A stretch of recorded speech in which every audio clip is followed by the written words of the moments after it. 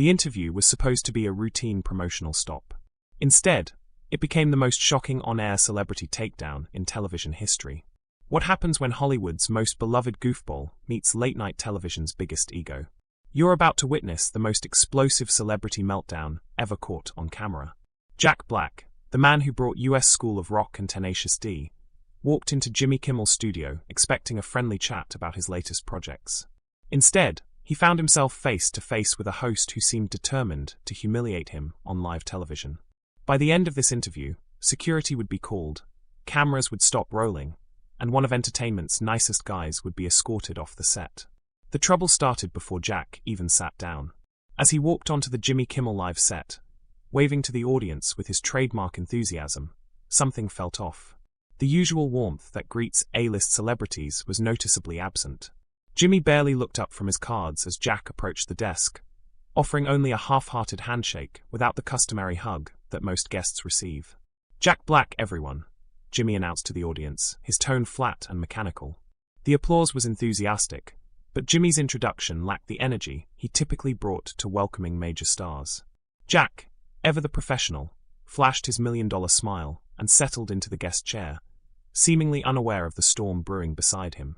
"So, Jack, thanks for being here," Jimmy began, his voice carrying an edge that viewers at home might have missed, but was unmistakable to anyone in the studio. "I have to ask, and I think America wants to know, when exactly did you decide that being loud and obnoxious was a substitute for actual talent?" The question hit the studio like a thunderbolt.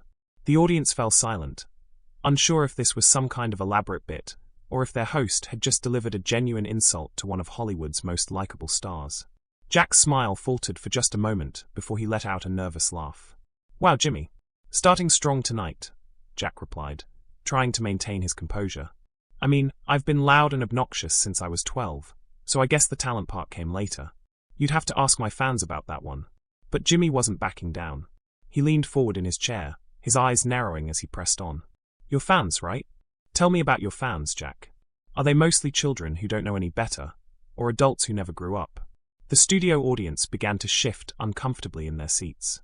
This wasn't the playful roasting that Jimmy was known for with guests he liked. This felt personal, mean-spirited, and completely out of left field. Jack's publicist, Jessica, sitting in the green area just off stage, looked like she was about to have a panic attack. "Look, Jimmy, I'm not sure what's going on here tonight," Jack said, his voice taking on a more serious tone. "Did I do something to upset you? Because if I did, maybe we should talk about it off camera, instead of ambushing me on live television." Jimmy's response was swift and cutting. "Ambushing you, Jack? You're a public figure. This is what interviews are. If you can't handle basic questions about your career choices, maybe you shouldn't be doing publicity tours." The tension in the room was now palpable. Audience members were looking at each other with confused expressions. And even Jimmy's longtime band leader, Kevin, seemed uncomfortable behind his keyboard. Jack, however, was beginning to find his footing. "Basic questions?" Jack shot back, his voice rising slightly. "Jimmy, you just asked me if my fans are stupid children or immature adults. That's not a basic question. That's an insult disguised as journalism. I'm just asking what everyone's thinking," Jimmy replied with a shrug that seemed calculated to infuriate. "Your whole career is based on being the funny fat guy who screams a lot. How long did you think that was going to last?" The audience audibly gasped. Even by late-night television standards, this was crossing a line. Jack's face reddened, not from embarrassment, but from anger. The jovial entertainer who had walked onto the stage was gone, replaced by someone who clearly wasn't going to take this abuse lying down. "You know what, Jimmy?" Jack said, his voice now steady and controlled in a way that suggested he was barely containing his rage. "I've been nothing but respectful to you and your show for years. I've been a guest here multiple times. I've promoted my projects. I've played along with your sketches, and I've never been anything but professional. So, I'm going to ask you one more time, what is your problem with me?" Jimmy leaned back in his chair with a smirk that suggested he was enjoying every second of this confrontation. "My problem, Jack, is that people like you have turned entertainment into a joke. You get movie roles not because you're a good actor, but because you're a meme. You make music not because you're talented, but because it's funny to watch a fat guy pretend to be a rock star." The studio fell dead silent. Even the cameras seemed to stop moving, as everyone processed what they had just heard. Jack stared at Jimmy for a long moment, his hands clenched into fists on the armrests of his chair. A meme, Jack repeated slowly. Jimmy, I've been acting professionally for over 20 years. I've been in critically acclaimed films. I've done voice work that's entertained millions of kids around the world. And yes, I've made people laugh.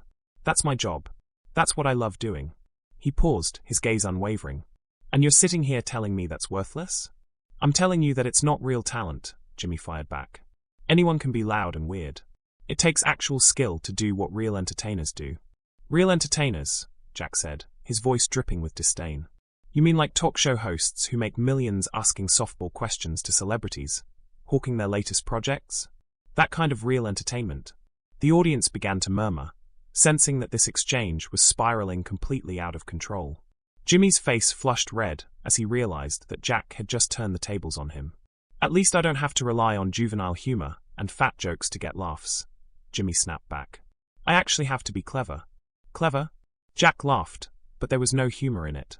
Jimmy, half your monologue every night is reading mean tweets about celebrities. The other half is making jokes about politicians that your writers came up with. When was the last time you did anything that didn't involve punching down at someone else? The confrontation had reached a boiling point. Jimmy's carefully constructed persona, as the affable late-night host was cracking, revealing something much uglier underneath. Jack, meanwhile, was showing a side of himself that the public rarely saw. The sharp intelligence and quick wit that he usually wrapped in layers of goofiness. You know what your problem is, Jack? Jimmy said, his voice now openly hostile. You think because people laugh at you, they respect you. But they don't. They laugh at you because you're a joke. That last comment hit Jack like a physical blow. For a moment, the studio was so quiet you could hear the hum of the overhead lights. Jack's eyes narrowed as he processed what Jimmy had just said. And when he spoke again, his voice carried a dangerous edge that no one in that room had ever heard from him before. A joke, Jack repeated slowly, each word deliberate and measured. Jimmy, let me tell you what a real joke is.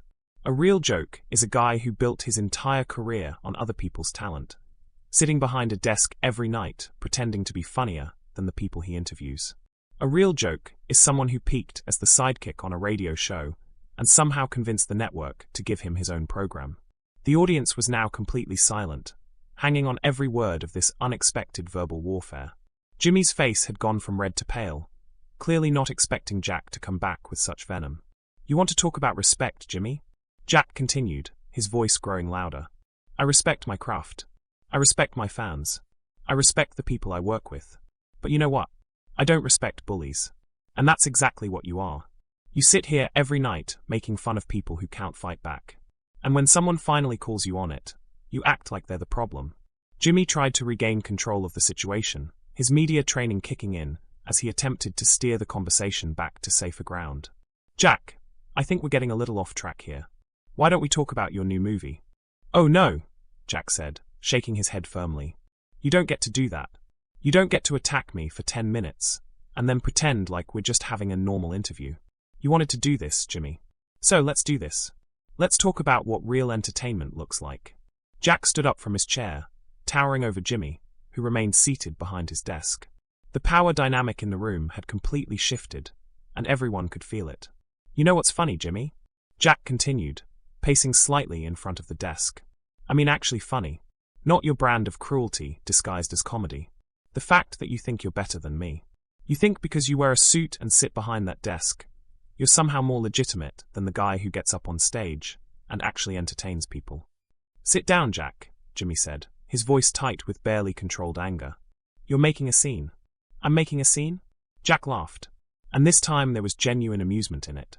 Jimmy, you started this scene the moment I walked out here. You decided to turn this into a circus. So, don't blame me for being the main attraction. The cameras were still rolling, capturing every moment of this unprecedented meltdown. Jimmy's producers were frantically gesturing from the sidelines, but neither man was paying attention to anything except their escalating confrontation. You want to know the difference between us, Jimmy? Jack continued now, pacing slightly in front of the desk. When I'm on screen, people are laughing with me. When you're on screen, people are laughing at whoever you're tearing down. I build people up. You tear them down. I create joy. You create cruelty. Jimmy finally stood up, matching Jack's height, and trying to reassert his authority as the host of his own show. You create noise, Jack. That's all you do. You're loud and obnoxious, and you mistake that for talent. There it is again, Jack said, pointing at Jimmy. Loud and obnoxious. You keep using those words like they're insults. You know what's actually insulting? A talk show host who's so insecure about his own lack of talent that he has to attack his guests to feel important. The tension between them was now electric. They were standing face to face across Jimmy's desk. Both men clearly furious.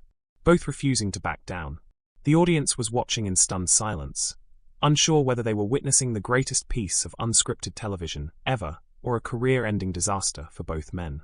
You think you're so much better than everyone else, don't you, Jimmy? Jack pressed on. You think because you've got this show, because you've got these writers, because you've got this platform that makes you special. But you know what you really are? You're a bully with a microphone. And you're a has-been clinging to relevance, Jimmy shot back, his composure finally cracking completely. Your best work was 20 years ago, and you've been coasting on nostalgia ever since. Jack's eyes flashed with genuine hurt for just a moment before the anger returned full force. Has been, Jimmy? I'm still making movies. I'm still making music. I'm still creating things that bring joy to people's lives. What are you creating besides misery and cheap laughs at other people's expense? I'm creating television, Jimmy replied. Real television, not whatever cartoon nonsense you're peddling to children. Cartoon nonsense, Jack repeated, his voice dripping with disdain. You mean the movies that gross hundreds of millions of dollars, the characters that kids quote for years afterward, the music that people actually choose to listen to? That cartoon nonsense. Jimmy was clearly losing ground in this verbal sparring match, and his desperation was beginning to show. Box office numbers don't equal quality, Jack. McDonald's sells billions of hamburgers. That doesn't make them good food. Did you just compare my work to McDonald's? Jack asked, his voice rising to a level that everyone in the studio could hear clearly. Are you seriously that disconnected from reality? Do you think the millions of people who enjoy what I do are just stupid? Do you think they don't know the difference between good entertainment and bad entertainment? The confrontation had now lasted nearly 15 minutes, far longer than any segment was supposed to run. Jimmy's producers were making increasingly frantic gestures, but both men were too locked in their battle to pay attention. I think, Jimmy said, his voice now openly hostile, that you've built a career on being the class clown, and you're angry that some of us grew up. That comment seemed to hit Jack harder than anything else Jimmy had said. His face went through several emotions in quick succession before settling on cold fury. Grew up, Jack said quietly, but his voice carried clearly through the studio. Jimmy, you think cruelty is maturity. You think tearing people down is sophistication. You think being mean-spirited is the same as being clever. That's not growing up. That's just becoming everything that's wrong with this industry. Jimmy opened his mouth to respond, but Jack held up a hand to stop him. No, I'm not finished, Jack said, his voice now commanding the room in a way that made it clear he wasn't going to be interrupted. You want to know what growing up actually looks like? It looks like using your platform to lift people up instead of tearing them down. It looks like celebrating what makes people happy instead of mocking it. It looks like understanding that just because something isn't for you doesn't mean it's worthless. The studio was dead silent as Jack's words hung in the air. Even Jimmy seemed momentarily speechless, perhaps finally realizing how far this had gone. I came here tonight, Jack continued, to talk about projects I'm passionate about, to maybe make some people laugh, to have a good time. Instead, I walked into an ambush by someone who apparently thinks that being cruel is the same as being funny. He paused, his gaze fixed on Kimmel. Well, let me tell you something, Jimmy. You're not funny. You're just mean. Jimmy's face contorted with rage as Jack's words echoed through the studio. The carefully constructed facade of the charming late-night host had completely crumbled, revealing something ugly and petty underneath. When he spoke again, his voice was shaking with barely controlled fury. You know what, Jack? You're right. I'm not funny. But at least I'm not pathetic. At least I don't have to dress up like a cartoon character and make funny voices to get people to pay attention to me. Jack stared at him for a long moment, and when he responded, his voice was eerily calm. Jimmy, do you hear yourself right now? Do you understand what you're saying? You're attacking me for bringing joy to people. You're mocking me for making children laugh. You're treating entertainment like it's some kind of zero-sum game, where if I succeed, somehow you lose. This isn't about success, Jimmy snapped back. This is about dignity. This is about having some self-respect. Self-respect. Jack's voice rose again, and now there was real incredulity in it. Jimmy, You spend your career making fun of people who can't defend themselves. You read mean tweets about celebrities for laughs. You mock politicians. You mock other entertainers. You mock anyone who gives you material. And you're lecturing me about self-respect. The audience was completely transfixed. Many of them had their phones out, recording what was clearly going to become legendary television history. Jimmy's producers were now openly panicked, making cutting motions across their throats. But the cameras kept rolling. "At least when I mock people, I'm honest about it," Jimmy said, his voice getting louder to match Jack's intensity. "I don't pretend to be some perfect saint while I'm doing it." What do you think about Jack Black's epic takedown of Jimmy Kimmel? Was he right to stand up for himself, or did he go too far? Let us know your thoughts in the comments below. If you're tired of fake celebrity interviews and want to see more raw, unscripted moments like this, smash that like button and subscribe for more explosive celebrity drama that the mainstream media won't show you. Hit the notification bell so you never miss our latest exposés, and don't forget to share this video with anyone who needs to see what happens when authenticity clashes with arrogance in Hollywood.